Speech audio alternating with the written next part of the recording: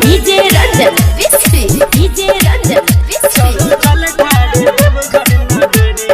बोला बोला बाबा गरीबनाथ की। भौजी बन जाऊना ये भौजी बन जाऊना भौजी बन जाऊना आहू कवरिया चलो चल ढार देव घर नगरिया।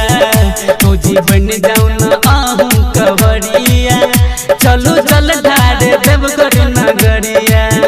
भौजी लौलिया कान्हा बकावर गेरुआ रंग के पहनलिया सरिया।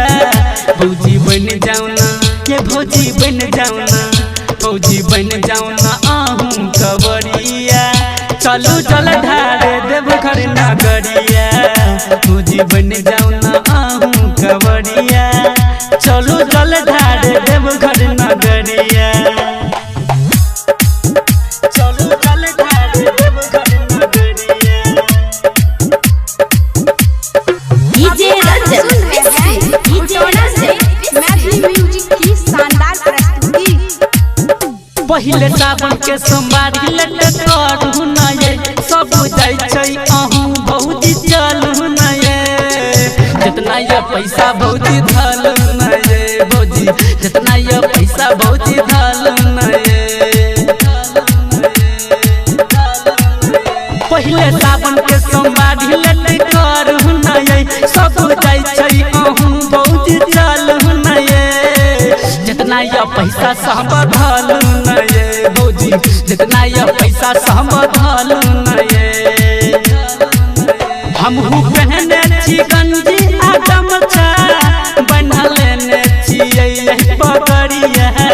भौजी बन जाऊना ये भौजी बन जाऊना भौजी बन जाऊना आहू कवरिया चलो चल ढारे देव घर नगरिया। भौजी बन जाऊना आहू कवरिया चलो चल ढारे देव घर नगरिया। शंकर भगवान की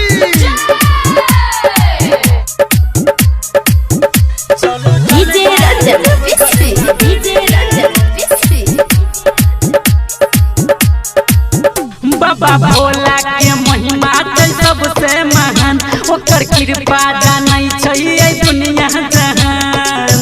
मिस्टर ढीला करे बाबा के गुणगान हे मिस्टर ढीला करे बाबा के गुणगान। बाबा भोला के महिमा छै सबसे महान ओकर कृपा जानै छै ए दुनिया जहान। मिस्टर ढीला करे बाबा के गुणगान हे मिस्टर ढीला करे बाबा के गुणगान।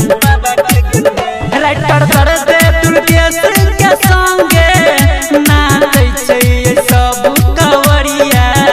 भौजी बन जाऊना ये भौजी बन जाऊना भौजी बन जाऊना आहू कवरिया चलो चल ढारे देव घर नगरिया।